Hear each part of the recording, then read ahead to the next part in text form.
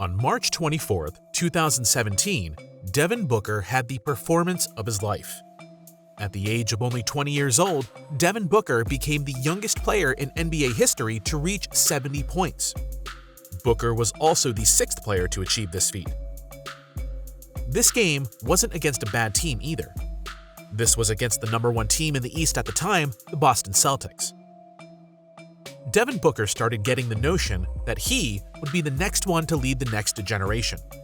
Everyone was seeing the resemblance between Booker and Kobe Bryant. Booker had scored 70 points, and Kobe had scored 81. Everyone had claimed that he had that killer instinct, and the venom that ran through Bryant's veins also ran in Booker. How we've never been so wrong.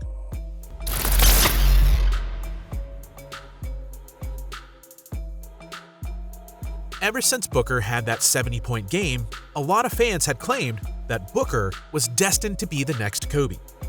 Booker possessed the same repertoire to be everything Kobe was. He is very skilled offensively and is a much better shooter from the three-point line than Kobe.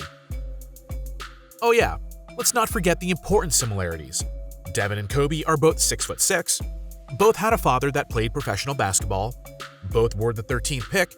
Kobe was drafted in 1996, while Devin was born in 1996, and both were Kobe's. Okay, kidding aside, the potential was there, the skill was there.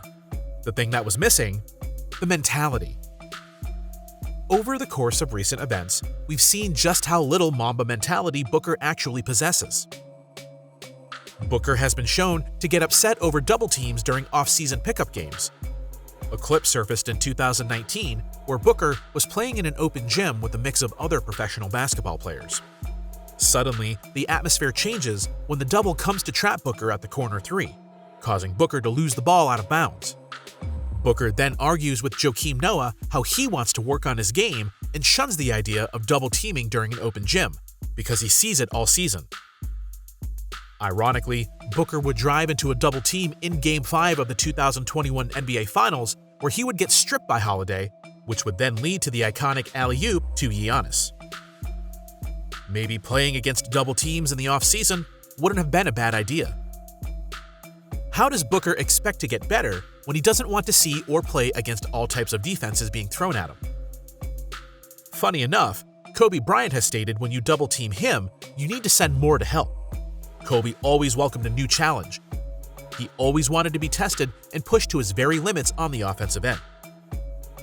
Kobe Bryant was competitive and so determined to become better. When he met his former teammate Tony Gaffney and found out he was a defensive specialist, he would make Gaffney play him one-on-one for weeks.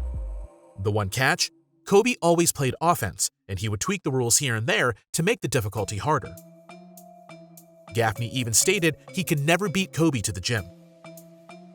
No matter how early I showed up for practice, it wasn't early enough. Kobe was on the court with 3 trainers doused in sweat.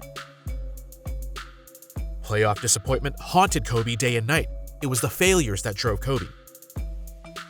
Booker, on the other hand, after his finals loss in 2021 to the Milwaukee Bucks, I think we were all expecting the shortcomings of Booker to drive him back to the finals and to win a title after he led his team to a franchise-best regular season and wins the following year. Unfortunately, Luka Doncic and the Dallas Mavericks had other plans. In Game 7 of the 2022 Western Conference semifinals, Booker had the nightmare performance of his life. Booker had 0 field goals in the first half and finished with 11 points that game, shooting 3 of 14 from the field and 0 for 4 from 3. This was the number 1 seeded Suns, and Booker, who was supposed to be modeled after Kobe, had the exact opposite of a Kobe-esque performance. I think an interesting situation Kobe faced, which would produce the superstar we know today, was back in 1997. Kobe had just lost to the Utah Jazz in 5 games, and the 18-year-old finally had the opportunity to enjoy the luxuries of a professional basketball player. In fact, he even had a chance to star in a Spike Lee film, He Got Game. After his idol Michael Jordan had just released Space Jam, this was Kobe's opportunity to follow in MJ's footsteps. Kobe had other plans, and Kobe chose the other path to stardom. Kobe could have been Jesus Shuttleworth, but declined the role to work on his basketball skills and prepare for the next season. This role eventually went to three-point marksman Ray Allen. The series that Kobe had lost Prior to turning down the role, Kobe infamously shot 4 airballs and faced the most scrutiny in his basketball career. Shaq had put his arms around Kobe's shoulders and told the 18-year-old, "Don't worry, one day they will fear you." The following season, the hard work had paid off. Kobe had doubled his scoring average from 7.6 to 15.4 points per game and advanced even further in the playoffs to the Western Conference Finals. Kobe would win 3 out of the next 4 playoff series that he would play with the Jazz. Kobe's devotion and dedication to the game was second to none. He has been complimented by many teammates and opponents of how hard of a worker he was. His path to success was no accident. Others have rivaled Kobe and were even considered to be his equal at one point in their careers. It wouldn't take much longer before Kobe would remain on top while his ex-rivals were now jumping from team to team. And the influence his game has had on the next generation is a true testament of how great Kobe really was. Players like Jason Tatum, DeMar DeRozan, Kyrie Irving, and Kawhi Leonard all have playstyles that emulate Kobe's. I don't know how you can consider Booker to be the next Kobe Bryant when a guy in a dinosaur costume disrupts you at the free throw line. Let me remind you, Kobe nailed 2 free throws with a torn Achilles on April 12, 2013 against the Golden State Warriors.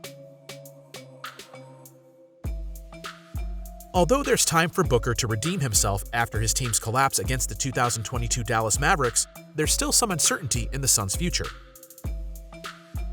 With DeAndre Ayton becoming a free agent this summer and the Suns already reluctant to sign him to a max extension, especially after that pitiful performance against the Mavs, Ayton may no longer be in a Suns uniform after this season.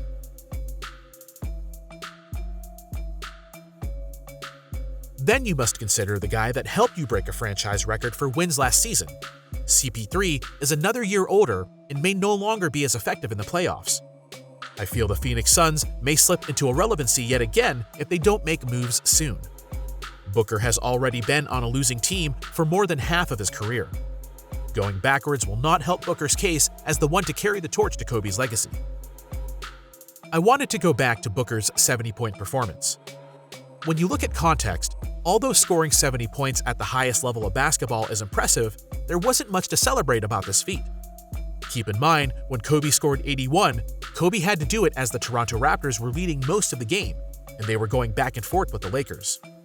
Kobe eventually secured the victory, having to have scored 81 to do so.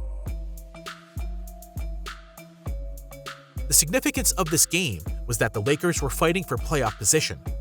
Had the Lakers that year won 2 more games, they might have landed at a higher seed to face the Denver Nuggets. If the Lakers were able to push the second-seeded Suns to 7 games that postseason, they probably could have beaten the Nuggets to advance to the second round in 2006. The difference with Booker's 2017 Phoenix Suns is that the Suns had nothing to play for during that game. Their season was already over and were heading into the lottery as the last-placed team in the West. The best part was the Suns still ended up losing 130 to 120. So all that effort, and the Suns still lost and had celebrated at the end as if they had won. The season Kobe had scored 81 points, he had 29 30-point games, 21 40-point games, and 6 50-plus games. Kobe had to score to keep the Lakers in the playoffs and to battle for better playoff positioning. Booker had played a meaningless game where Boston had pretty much a commanding lead the entire time, and were simply playing with their food, which Booker happened to take advantage of the lackluster effort on the defensive end from the Boston Celtics. I should note that Kobe won that scoring title that year, something Booker has yet to do. So there you have it. A game which really had no real significance had us fooled for the last 5 years. Although Booker shares some similar resemblance on the basketball court to Kobe, the mental similarities couldn't be more different. How do you see Devin Booker ending his career? Do you see him riding out his entire career with the Phoenix Suns? Do you see him winning multiple championships and scoring titles like Kobe? Comment down below on what you think. And don't forget to like and subscribe for more NBA content. Thanks everyone, and we'll see you next time.